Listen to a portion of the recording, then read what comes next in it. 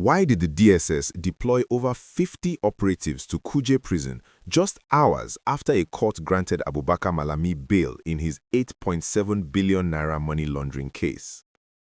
Because the real target is a shadowy terrorism financing probe, one that could unravel a dangerous web of elite corruption, political protection, and even links to insurgents, threatening to bring down Malami and his powerful allies.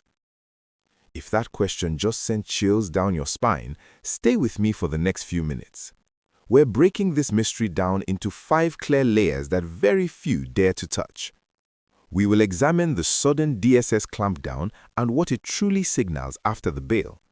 We will dig into the core terrorism financing allegations, how Malami's name became linked to Boko Haram suspects, the political and regional motives driving this interference, the corruption and institutional sabotage fueling the probe's intensity, and finally, is this a vendetta? And what happens if these mysteries fully unfold? Hit that like button if you're ready to watch the elite secrets start to crack open. And if you're not yet part of the True Mask family, subscribe now and turn on the bell. We don't spin tales, we deliver the raw truth. First layer, the DSS deployment that turned Kuje into a fortress. On January 8, 2026, right after Justice Emeka Nwite granted Malami, his wife and son 500 million naira bail each in the money laundering case, over 50 DSS operatives arriving in 6 Hilux vans swarmed the prison. They weren't there for show. Sources confirmed this was to block any possible escape while the terrorism financing investigation heats up. Malami remained in Kuje, despite the bail, under extremely tight watch. This is not routine. It's a mystery unfolding in real time, signaling that the DSS fears he could flee or tamper with evidence in a probe that has reached a breaking point. Second layer, the terrorism financing allegations at the heart of it all. The claims date back to 2021, when Operation Service-Wide arrested 48 suspects for financing Boko Haram and ISWR.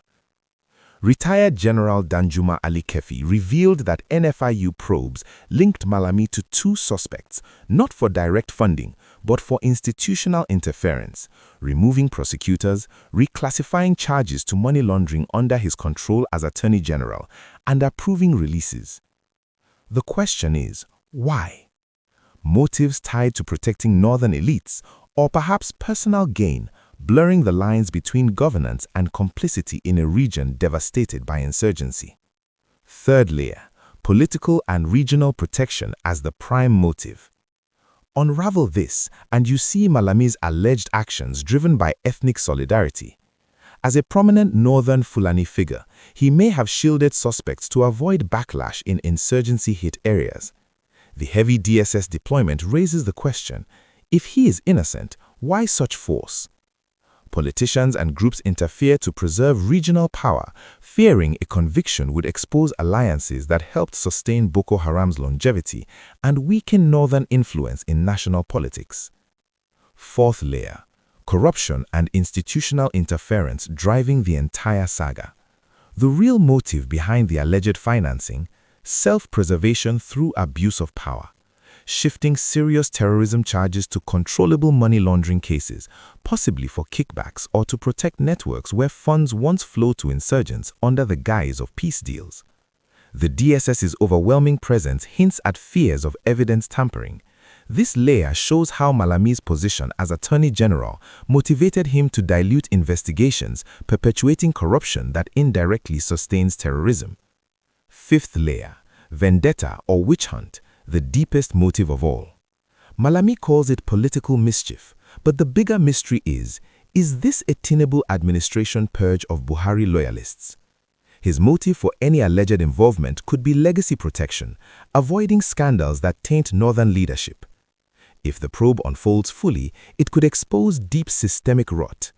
Interference risks burying it, allowing financing motives to fade while insecurity continues to rage.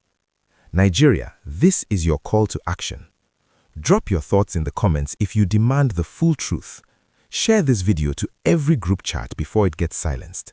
Like, subscribe, stay awake. The why is clear. Exposure could finally end the game for the elite.